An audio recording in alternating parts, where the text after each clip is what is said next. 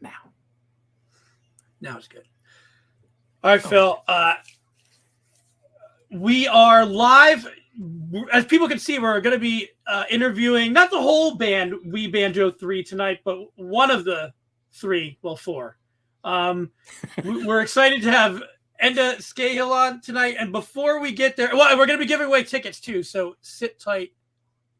And there's a good story around We Banjo 3, well, 4. So we'll get Enda to talk about that. I always like to have that overlay on so that when the video is then live, like that's the first image they see. So, Phil, how's it going? Welcome to 2022. Awesome. This is our first interview of 2022. I feel refreshed. Yeah, I'm fully refreshed and revitalized, ready to rock and roll. And before we get to We Banjo 3, and before we give away some tickets, I just want to go over a little housekeeping stuff. I know it's not housekeeping. It's great. This is great for the whole community. In January 2022, Lehigh Valley with Love Media, that is us, has teamed up with Frank Banco Alehouse Cinemas at SteelStacks to have $6 Wednesdays. You can enjoy many films, independent films, other popular films. $6 Wednesdays at Frank Banco Alehouse Cinemas. Be sure to visit steelstacks.org to get more information. So that's exciting. And I'm sure what you did is you took the 3 2s in 2022 and said that adds up to 6, and so it'll be $6 Wednesdays. I don't know how they came to that. I just figured it's a nice price point. It's nice and round number, so we're good. It is, but no, it's exciting. It's exciting to be able. I know that things are tough. We're going to talk about some of that probably with touring. I know that there's been things going on right now with COVID that are, it's a little bit rampant more than it has been. So. Be safe. Every time you think you're coming in for a landing, the wheels go back up. But let's get on to our guest for this evening. I'm excited. You have a quick guest there behind you. Lincoln joined the show. I do, and my daughter's over here, so if things get wild. I love when that crap happens. I'm gonna bring this in. This is what I'll give you a little taste of. This isn't obviously the whole band, but before we. Actually, you know what? Let's bring in the whole band first. Yeah, whole band. Just for people who aren't familiar, I'm going to play a tiny bit so I don't get clipped by the streaming censorship. But just so you can give an idea if you're not familiar with We Banjo 3.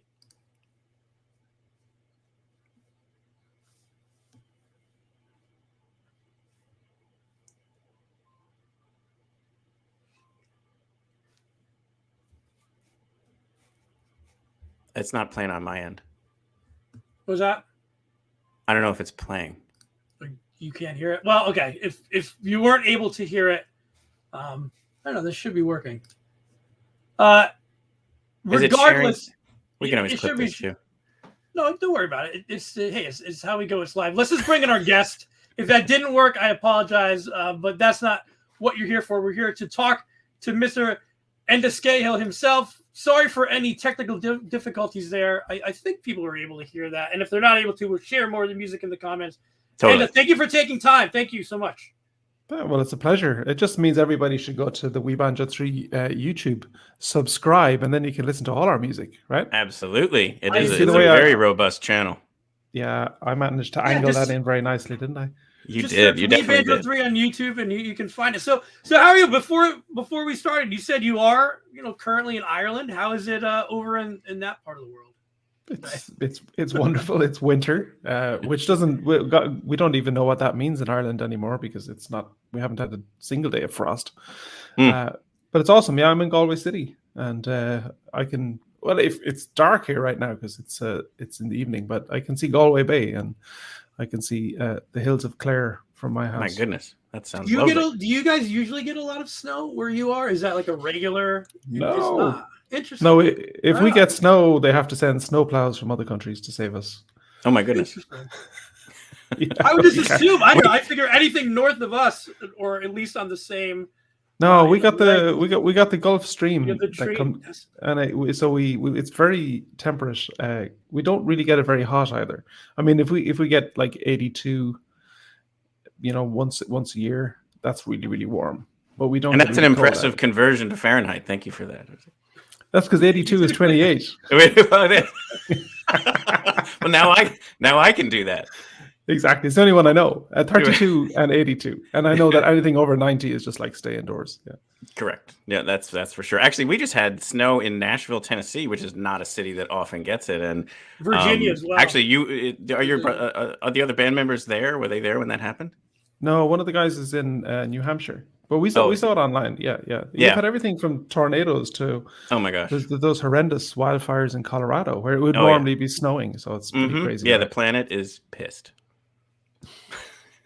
Yeah, I mean, fortunately, we live in an area where, like, the worst we'll get, now watch what's going to happen, but, we'll get a couple snowstorms of 10 feet or so.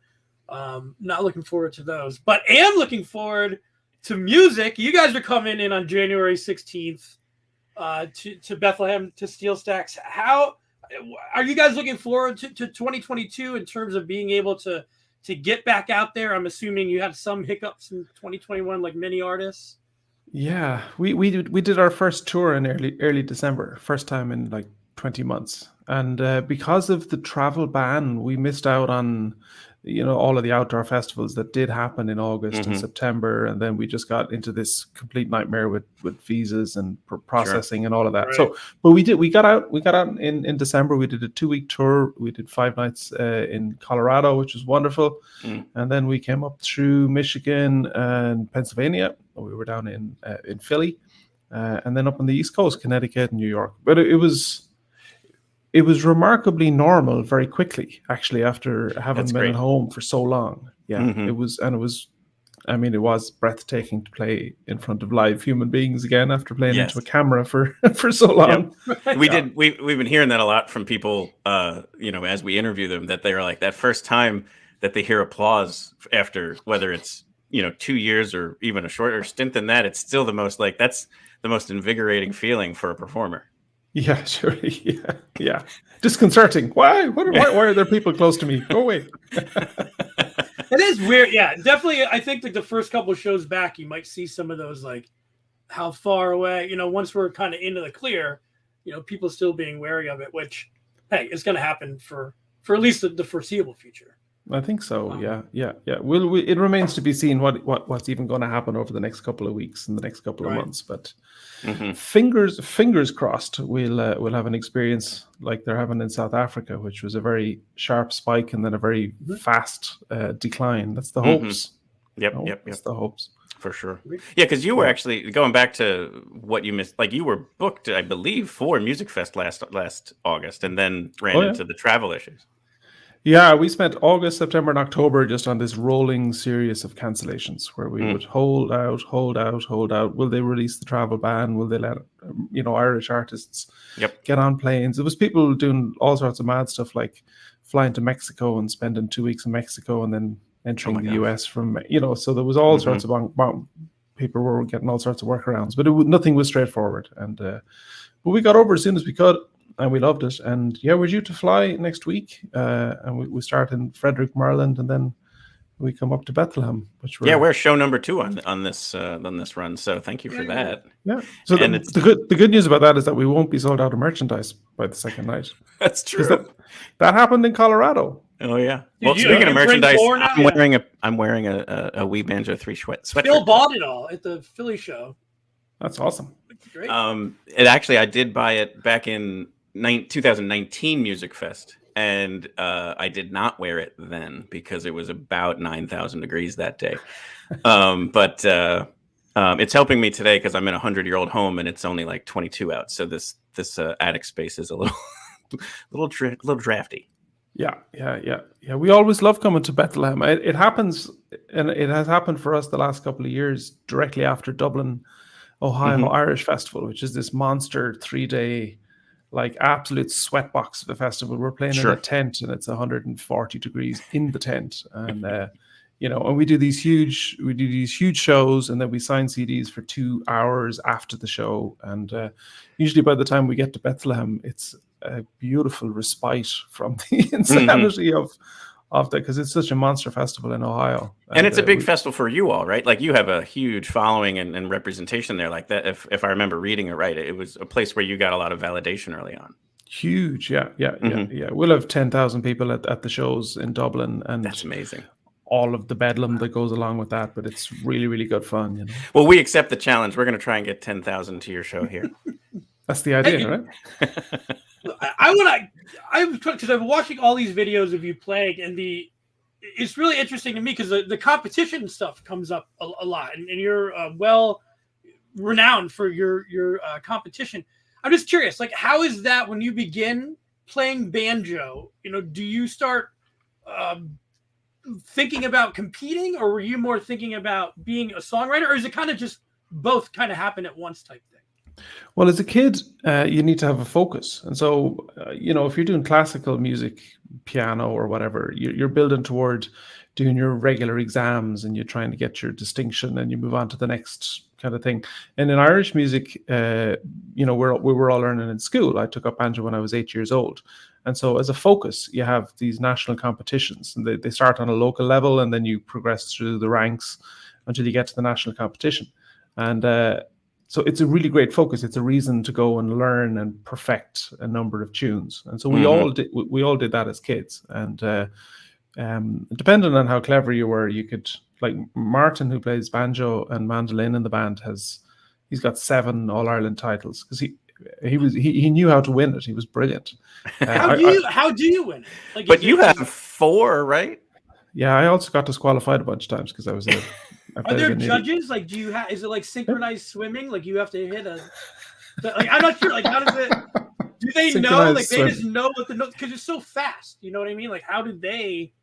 Yeah, they just kind of you rock up and you play, and I guess they have a list, and you know, there's all. I did some adjudication myself over the years, and you know, if you listen to 25 banjo players, there's 6 are going to stand out, and then you do your very best to try and remember who are the top 3 kind of thing. And but I was. Is there good, healthy, like, you know, when maybe when you were younger or whatever, you and Martin having like, I'm going to beat you this year? Like, is there anything like that? No, we were in different age groups. Oh, okay. I didn't know. It's hard to tell, but I have a few years on Martin. So, but there was loads of competition because you would meet the same people every year. And the lovely thing is now, like 25 years on, God help us, you know, I'd be still great buddies with a lot of the people that I would compete against. You know, I got disqualified one year because I played a crazy.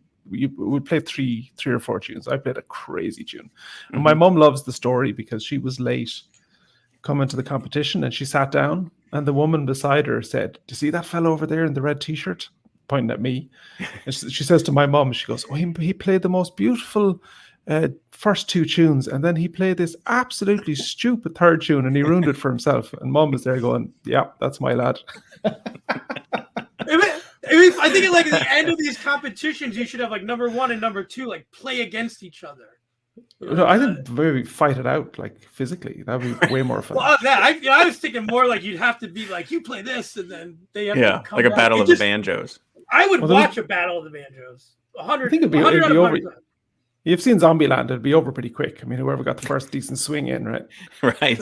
Because actually, I was even something else I was going to ask about. We had a different gentleman on who plays more Dixieland jazz, and he plays the tenor banjo as well. And we did get into a little bit of a conversation in the episode about like the difference between tenor banjo and just regular banjo or whatever. So I guess one of the things is it's incredibly heavy, and like you said, so get a good swing on that one, it'll probably take a zombie out. But I just wanted to ask you a little bit more about, like, is there something that attracted you to tenor banjo, or is that part of that training in the early ages, or like how did you kind of pick that as your instrument? I love the sound. That's what he said too. I was 8 years old, and I was playing tin whistle, the little penny whistle that everybody in our school everybody learned the tin whistle, and I think I was probably doing piano lessons as well. And the music teacher just came in one day and she goes, "Who wants to play the banjo?" And I was like, "Hey!" And bizarrely, my mum was a teacher in the school who was on maternity leave, and the music teacher who came to the school had a baby. And so my mum would mind the music teacher's baby. So anyway, I went home that evening and there's a banjo in the house with a little list of instructions on where the notes are and what to do. And the rest is history. Rest But is I took, history.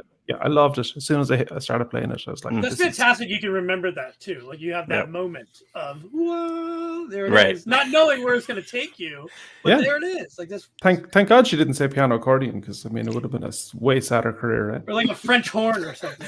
Just plopped it there. Like this is it. This is what you got. Yeah, we French horn 3 doesn't roll off the tongue now, does it? I mean, it could be good. Well, you know. And even speaking about the heft of that banjo, this is something else I read about where, and I think it should be a pretty cool story. You guys performed for Barack Obama and the Prime Minister of Ireland at the Friends of Ireland in Washington, D.C. Is that correct? Yeah, that's right. Yeah. What a very Barack. cool thing there. Yeah. And I don't know if you obviously share whatever story about that, but I guess I read that somewhere along the way, Martin asked President Obama to hold his banjo, and he said no because it was too heavy. He said we asked him a number of times. Well, I'll tell you what, we asked if we could ask him. So we had a couple of handlers that were looking after us, right? Mm-hmm. And they did the whole thing of like, you're going to follow these people and don't get move left or close, right. You know, Right. just- Yes. Yeah. You're going to go straight onto the podium. Don't look at anybody. Don't make and literally don't make any sharp movements. Right. And it was amazing. But we asked, can we ask President Obama to hold the banjo? And they said, hold on a second. And they're like, "Brr, brr, brr, brr." Under no circumstances are you to ask the president to hold the banjo, right? And Like, who does that typical- call go to? They're asking if he can hold the banjo. Like, what? No, of So- course not. 100% Irish. Martin is like, I'm going to ask him anyway. And so we get him up on stage with Joe Biden and the Irish, the Taoiseach of Ireland, the Irish Prime Minister, and there's a bunch of others. And Martin is straight away, Mr. President, would you like to hold the banjo? And he said, no, I don't. My advisors said that it would be a bad idea for me to hold the banjo. And Martin goes, are you sure you wouldn't like to hold the banjo? Like, come on. Oh, that's too funny. Are you a friend of Ireland or aren't you? That's what the whole day was about. We just Yeah, have that exactly. audacity. Can you imagine? I'd be next to him like, I'm just here, like to ask him to hold it. It's pretty wild. That's awesome. That is super awesome. And I imagine that performance was probably pretty awesome for you guys. I mean, you're there with the absolutely. heads of both these countries that you're so connected to. It's Yeah. pretty cool. Yeah, it was wonderful. Yeah, wonderful. A great honor, actually, to do it. Yeah. Is there any recordings of that, or was that just for them? That was just for them, yeah. That's even my- cooler, actually. Like, Yeah, my wife flew over from Ireland when she found out that we were going to meet President Obama. She flew over for one night, so she has a little video on her iPhone that's that we weren't allowed release. We asked, they're like, no, under no circumstances. Like, you can't hold the banjo and you're not allowed to record it, but it happened. But the That's story amazing, gets though. bigger with every telling, of course. Yeah, because now it's whatever you guys say it is. That's what it is. Martin It had, wrestled him to the ground and made him hold the banjo. Yeah, You're holding this banjo. So take me back a little bit. We talked about how you got started with banjo itself. How do you go through that and eventually form the band that becomes We Banjo 3? Right. So, yeah, I was playing banjo for years. I got asked in my early 20s to join a very, very traditional band. So I was like a complete rebel because traditional Irish music is very traditional, and there's rules to how you play it. And it's not dissimilar to, we'll say, competition fiddle playing in the US, you know, with Texas style and all of that kind of thing, right? So I was always kind of pushing the boundaries and got into kind of rock and roll on the banjo and all this kind of thing. But I got asked to join this really prestigious but very traditional band. My dad was delighted because he was like, you know, he wasn't too fond of the mad stuff that I was doing. And he was like, this is wonderful. These are esteemed traditional musicians. But the beautiful thing about that was they started to tour. They'd been touring in the US for years. But when I joined the band, we started to do some work in the southern states. So we would be playing down in Louisiana and Mississippi and Alabama, where Irish bands just didn't go at the time and still don't do to any great extent. So during that process, like we do a show and there'd be 25-string banjo players would be queued up after the show to go, how are you doing all of these triplets on a flat pick? We've never heard anything like it, right? And so I didn't know a huge amount about bluegrass music. But through that journey of meeting 5-string banjo players, I started to investigate 5-string and bluegrass music and old time music an awful lot more, and absolutely fell in love with it. And so I was in this very traditional band, but I what I wanted to do was to explore the different sounds that you could make on an Irish banjo. And at the time, I knew Martin and David Howley because they're the two brothers that are in We Banjo 3. And they were both at the time were playing banjo. And I invited them up to the house, and I said, let's just see what happens. We'll just start playing. We had a couple of old-timey tunes. And David was playing guitar at the time as well, so he was kind of doing the bum chuck on the banjo, and myself and Martin were riffing on the old-timey kind of rhythms, which is very simple music, so it's very easy to play it. Sure. And we just started smiling. I remember we were sitting around my kitchen and just going, this is just awesome. It's so much fun. Yeah. And so we would just meet up on a regular basis, and we would play and we would experiment with different sounds. And so Martin entered this into a competition with a kind of a branch of the Arts Council in Ireland. And they had this thing called the Young Music Wide Award, and it was to give bursaries to young bands, right? And so a bunch of like very traditional bands all applied for it. And then We Banjo 3, which at the time was 3 people playing 3 banjos. And so we got shortlisted, and we got brought to Dublin for an interview and an audition. And bizarrely, as I was driving to Dublin, I heard an interview with Mick Maloney, who's a professor in university in New York. And he was talking about the history of the banjo. And so he was talking about slavery and old-time music and bluegrass music and how the whole thing developed and how it came to Ireland through the minstrels and all of this kind of stuff, which I hadn't known until I heard him talking about it. So That's amazing. We went to this audition, and I'm like, and the banjo came from Africa. And I'm just like repeating what I heard on the radio the night before. And are you a professor? Yeah. Yeah. You get all this knowledge. So we won the bursary, and they were like, we were really impressed with how much you love the history and the journey of the instrument. Well, if there was ever like the universe wanted you to go down this path. Exactly. So wait, did you just happen to find? Were you just happen to find? They just happen to be talking about banjos, or were you listening to like a banjo network? No, I just turned on the radio. There's only like 5 Irish channels, and this was on. I was guess, in the car. Incredible. That makes sense. It's like one of them's always talking about banjos. Yeah, it was completely random, and that's so funny. So this was a 3-year bursary, and so it included money to record an album, and a bunch of tours in Ireland, which were all funded.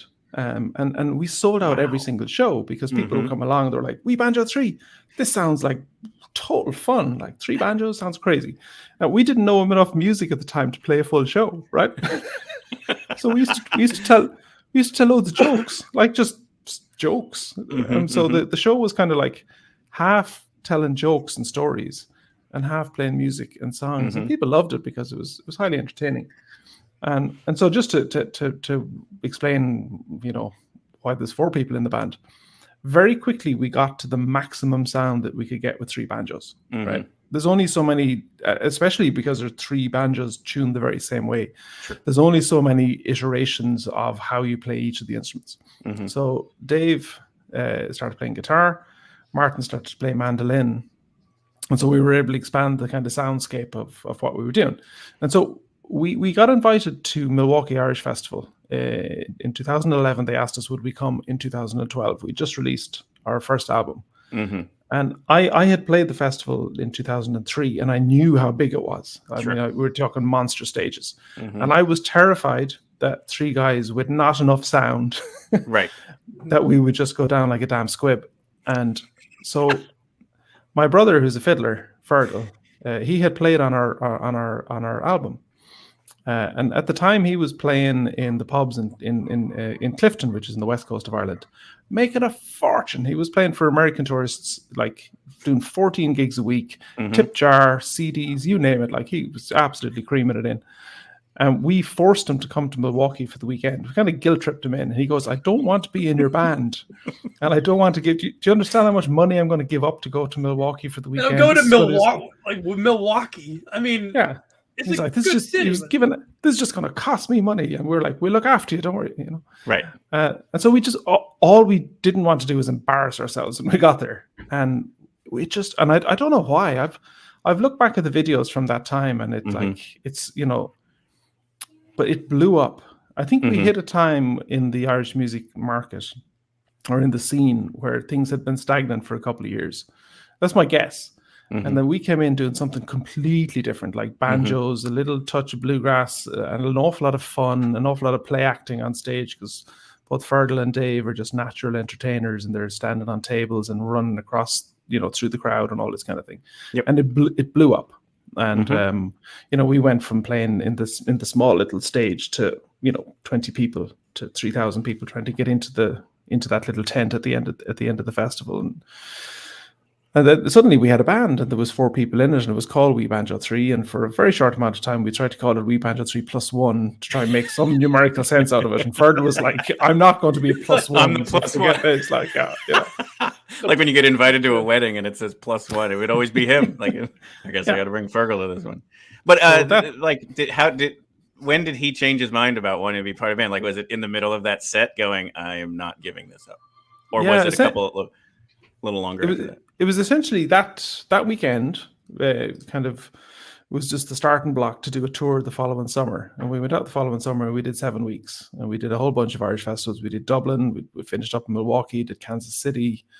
I think we even ended up playing down in Birmingham, Alabama toward the end of that tour. We did crazy driving. We had like just a nervous breakdown halfway through the tour and just kept going from the exhaustion of the drives, And because that's different. Like driving, I don't mean to like curtail your story, but driving out that way, is the only way to really see America. But it's a little bit different than road tripping, I would think, in Europe, maybe a little bit, or is it very similar?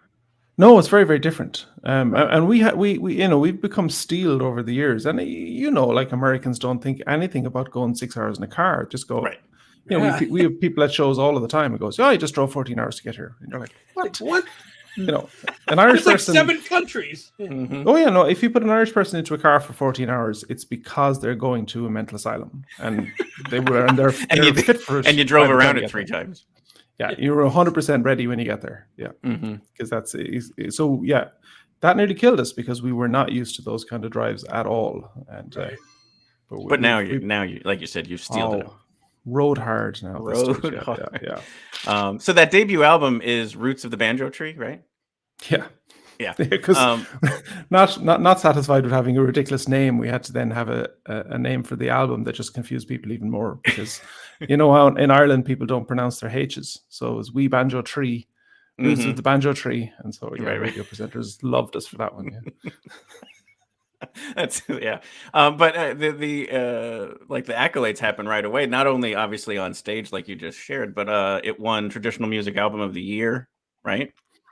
Again, it was of its time, because what happened was you had this very busy period in Irish music where there was lots of bands, and they were all producing music, but they were all in that very traditional idiom, and they all had Irish names like Danu and Dervish, and and we came along and we're like, we're called We Banjo 3, and we don't even really play Irish music, and everyone was like, "Ooh, what's this?" Right.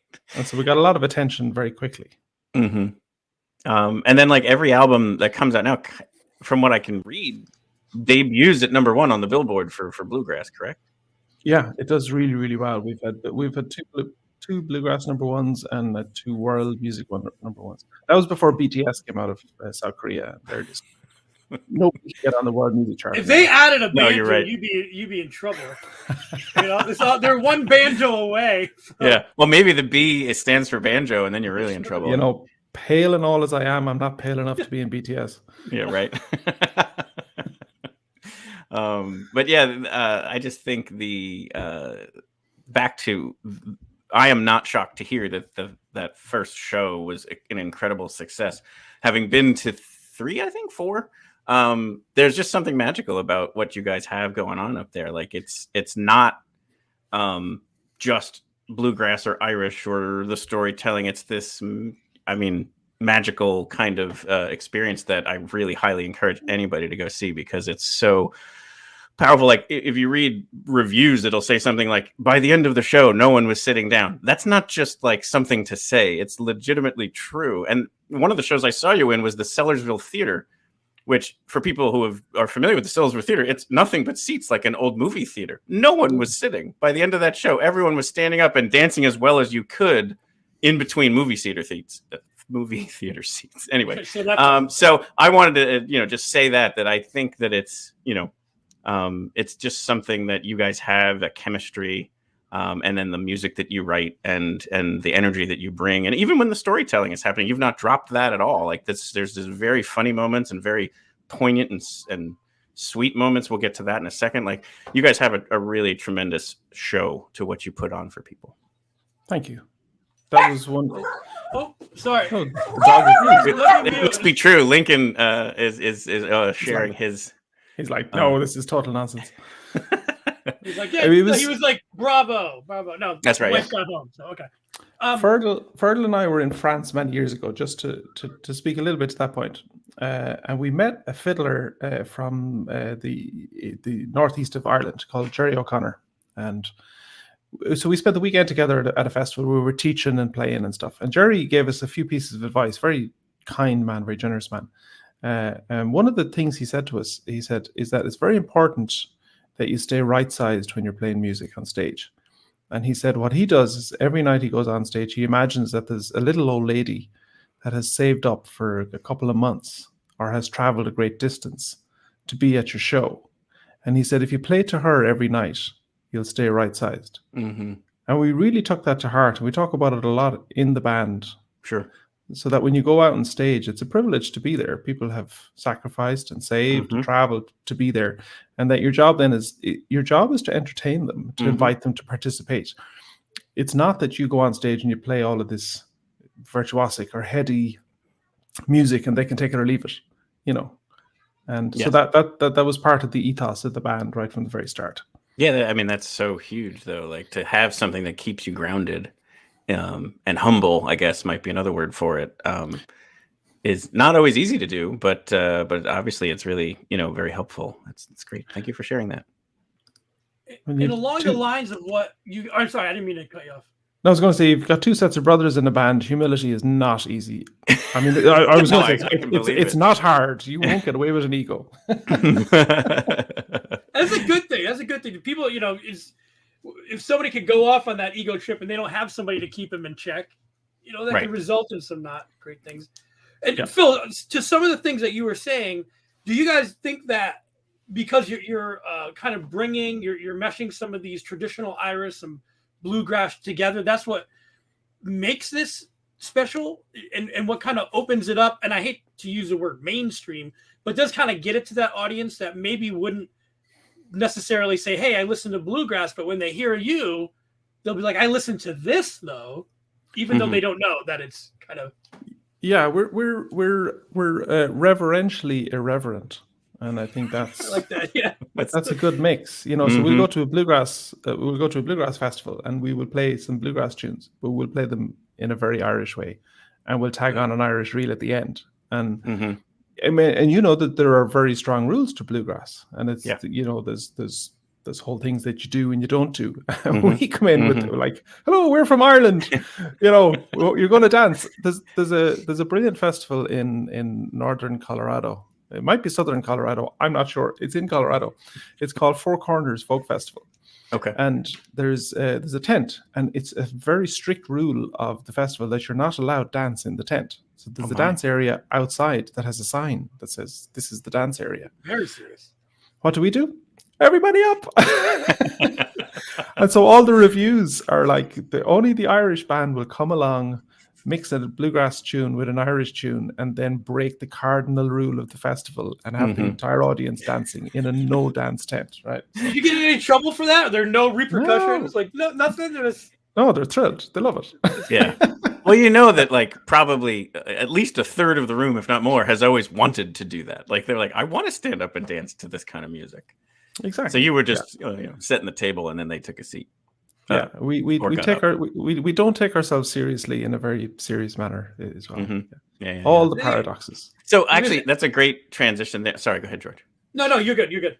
So there is a one element of your show that is very serious, and I wanted to make sure that we spent a little bit of time there, in that you guys have a lot of awareness and information you bring to people who need it in the mental health area. And there's some songs that you guys have written specifically about that, but even portions of all of your sales goes towards organizations that help people in need. So I wanted to make sure we touched on that a little bit, because I know it's an important part of what you guys talk about. Sure. Yeah. I mean, it became a movement, certainly in the broader entertainment industry over the last number of years. And, our singer David was very open, very honest about it, that he had no more than so many people had struggled with anxiety and depression.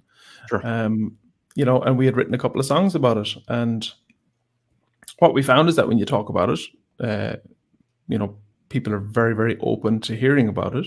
And then what we realized quite quickly is that there's often an awful lot of people at audiences that are really struggling, even, in the moment. And so they feel validated, and then they want to come up and talk and meet you and all that kind of thing, So what initially was, I don't think we fully anticipated the connection that people would have with it, and so that was very gratifying is the wrong word, but again, it's a kind of a humbling kind of thing that if you're playing music and you're singing songs and you have the job almost to entertain people, but then the opportunity arises where you can connect with them on a very, very deep level. Certainly. And so that has been a great experience. I think the reception there is because it has a stigma to it. And when the stigma is removed and it's okay, that is such a relief for someone who is struggling, and it's going to be way, way more people than anyone ever realizes. I think that must be why that it becomes such a thing that they're so thankful for that moment, and that ability to feel, again, like you said, validated. Yeah, I mean, it can be an extremely lonely place if you are suffering on any level. People can feel very, very alone with that. And if they go to a concert and then they hear, well, hey, we have also struggled. I mean, that sense of identification and connection is a huge part of healing, any healing modality when it comes to mental health. And so that was an inadvertent kind of result of what we were doing. And when we played a festival in Dublin, Ohio, a number of years ago, and this lady came to the show on a Saturday night. Her friend had been on Friday night. And then she came on Saturday night, and she came up to talk to us after the show. And her son had killed himself on Thursday, so 2 days prior. And she came up and talked to us, and she said, "I'd heard that you were singing about mental health and about depression and anxiety, and I just wanted to come and be part of that experience, And the following morning, we wrote that song "Hold On to Your Soul," which people, and it was as a direct result of the immediacy of that lady's experience, which was very real and very, very raw.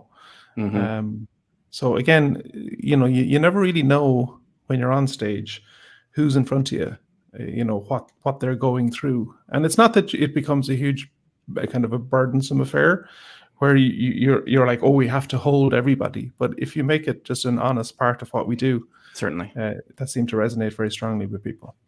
Yeah, I think especially the last 2 years, people have found, myself included, so much solace in music, whether it's, but I know Phil started collecting some vinyls. Like, we've been on that train, experiencing music a little bit more slowly, I guess, in my opinion, listening to it that way.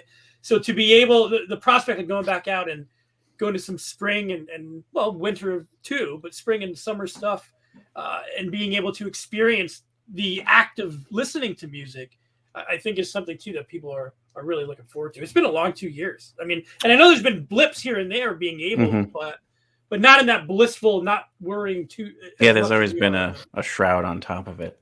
Yeah, well, it's like going to the cinema. If you watch an awesome movie at home, and then you watch an awesome movie in a packed cinema, and you have this communal experience. There's an energy, and it's not too similar to music. Yeah. Oh, totally. Another song to mention in this category. And the times I've seen you play, when David tells his story and shares that it's something he struggles with, he often sings "Don't Let Me Down" after that.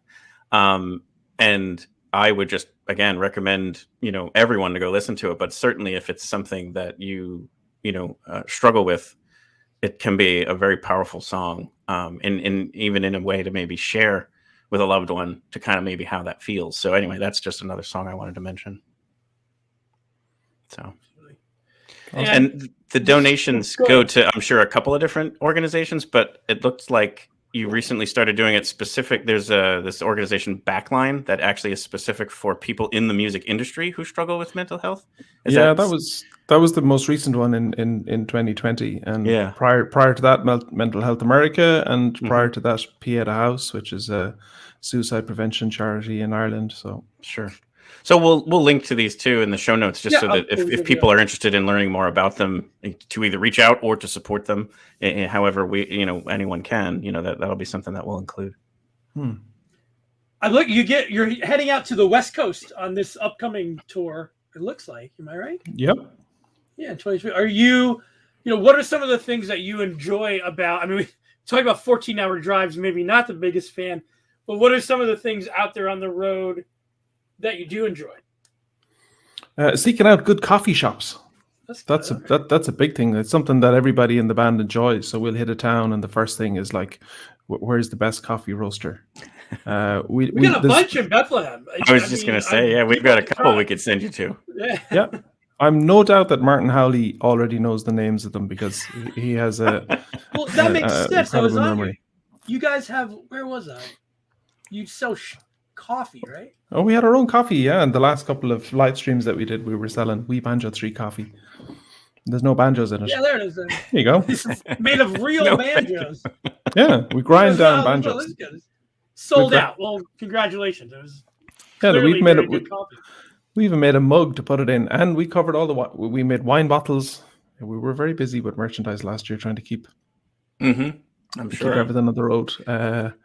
We love ethnic food is a big deal for us, because there's the stuff we can get in the US that we don't get to experience in Ireland readily. Sense, yeah. So we're always big fans of Vietnamese restaurants and Korean stuff like that. And there's great food in America. We have a great Malaysian restaurant if you're in the south side where you're going to be. Right close where the stacks are. Awesome. We'll check it out. Yeah, we spent a couple of days in Jersey City, in New Jersey. We're holed up on an Airbnb, and we had a bunch of gigs. Sorry to hear that. Parts of Jersey City are great. Parts of Jersey City are great. Other parts, not so much. We found an Ethiopian restaurant around the corner from the Airbnb. But when we went in, we were reading the menu, and then it was full of Ethiopian people. And they were bringing down all of these trays of food, and we were like, "What's that stuff? Because that's not on the menu." And she goes, "Oh no, that's special food." And we're like, 5 of those, please. Yeah, and we'll take that. Phenomenal food. Some of it was so hot that it was just like satanically hot, but the rest of it was incredible. Yeah, she was very impressed that we had so much. That's very cool. So the other thing, I guess, before, like, we wanted to make sure you had the chance to promote some stuff. So in addition to the show here in Bethlehem and the rest of the tour, because we are building some listeners outside of the Lehigh Valley. You've got some other shows, but there's the webpage that does share all of that. Oh, there's the one for Arts Quest. I know you wanted to talk a little bit about that you guys do a podcast called Inside the Banjoverse. Yeah, that's me. I started that last year, and there's 21 episodes out there. Decided to focus on banjo, oddly enough, but so weird. It's not just banjo. But you know what? I got to interview like Bela Fleck, who is very cool, the god of banjo, and then I got to interview his wife Abigail Washburn, who is clawhammer banjo player. But it's wonderful to get to talk to your musical heroes, and then to get to know them a little bit, and to find my big thing is always like what's underneath the genius. What's going on. The one question I ask everybody is like, do you have any self-doubt? So I asked Tony Trishka, and he's like, man, I've been doing this for like 80 years and no one ever asked me before. He says, that's a great question. Well, let's ask you then. You're one of my musical heroes. Do you have any self-doubt? I have nothing but self-doubt. Is that what keeps you? Doesn't everybody have self-doubt? It's not a question of not having it. It's a question of learning how to deal with it and channel it. Yeah. almost ignore it. You know, it becomes. Who had a brilliant answer to that was Ron Block. Ron, who plays with Alison Krauss and Union Station. And I said, what's your inner critic like? And he said, I use it. So he does a lot of writing. So he writes for music magazines and stuff like that. And so he'll start writing, he said, and up comes the inner critic. Who'll start going, you're no good. This is rubbish. And he'll say, thank you very much. I'm going to come back to you later. And then he puts it to one side, he finishes the writing, and then he invites it in to critique what he's written in the editing process. And I was like, wow, that's a brilliant way of approaching it. It's like recognizing that it exists and then utilizing it. That was one of the better answers I got. Yeah. Oh, that's super cool. That was awesome. Yeah. No, absolutely. So, Phil, I want to make sure that we give away these tickets. If people haven't commented yet, make sure that you do. I'm going to put this up there one more time. Just comment hashtag WeBanjo3 in the comments now, whatever platform you're watching on. We will go in and pick a winner tonight or early tomorrow, and I'll reach out to them directly. You know, we're excited to be working with. How many things should I bring on screen here at once? We're excited to be working with Artist Quest and excited. This is the first giveaway that we're going to be having in 2022. Yeah, it's a really exciting time. We have a bunch of new merch, so we have at least 3 brand new T-shirts that are coming out exclusively for this tour. Yeah, so even if you don't want to go to listen to them play, they have really good merchandise that you can buy, and then just pull up the shopping page again. There was one really, really awesome thing I've never seen any other artist sell. Go to the shop, and then it was like this. Scroll down in the music area. Is there? Thing right there, the box that has the memory stick in it. Look at this thing; it's so awesome. That has 11, possibly 12 albums on it. Yeah, it has all the albums on it and everything, but it's in this really sweet box. I just thought that was super cool. Well, we sell loads of those because so many cars don't even have a CD player anymore, but they all have a USB drive. Yeah. We were talking more about vinyl. Like I bought so many through Bandcamp from different bands just because it's a different way to experience it, and actually you're supporting them. It's a pricier item, but then you're getting that huge piece to really enjoy. Yeah, people buy the vinyl as a piece to bring home and put on a shelf. Yes, not that many people have vinyl players, but it's a much nicer piece of art to bring home. Yeah, I started doing it of the artists I was interviewing. Like George said, I became a later, I don't even want to use the word collector. I was more of just a memoir for myself. So on the shelf was all these vinyl records, and I didn't have a turntable. But then for my birthday, my partner Christy got me a really nice one. So now I can play them too. You can buy a turntable like CVS now. You can, but this was definitely it was worthy of the sound. Anyway, it's something that I'm enjoying doing. But for the most part, it's so that, like you said, I can have almost this piece of art of these people I've spoken to personally. I think if you buy hopefully I can grab one from you guys. Yeah, if you buy enough antigen tests, you get a free vinyl player, right? Yes. It's like you've reached the max level. So this has been great. We hope that people aren't commenting. We're going to give away those tickets later. And this has been so much fun. Thank you for taking time. Yes, thank you so much. Out of your schedule to spend some time with us. It's always fascinating to me that I know how the internet works, but still the fact that you're in Ireland now, and we're just chatting, and it's so clear, and it's just like it blows my mind still. I turn on the television and there's people moving on it. It's amazing. Are they in there? I mean, I hope they're okay when I turn it off. They used to fit in the big TVs, but now they're flat. I don't know where they are. Everywhere you can find them on your phone now. It's insane. Yeah, we're looking forward to January 16th. We know you guys are too. The Music Fest Cafe is one of the most beautiful spots, and we can't wait for it to be just happen again like it was before the pandemic started, and we're excited. So we appreciate it. And thank you. I'll be in section 305, so wave to me, okay? All right, gotcha. When we do the T-shirt throw out, we'll aim it at your direction. Yeah, aim that T-shirt cannon my way. Yeah. Awesome. If you go on stage with a T-shirt cannon and all those banjos, I think that would be one of the most perfect things to bring in 2022. Absolutely. So, all right. Enda Scahill with We Banjo 3 playing at SteelStacks. Thank you guys very much. And Thank you. We'll see you soon. And make sure you comment We Banjo 3 in the comments. We're giving away some tickets. Thank you, everybody. Thank you. Thank you. Thank you.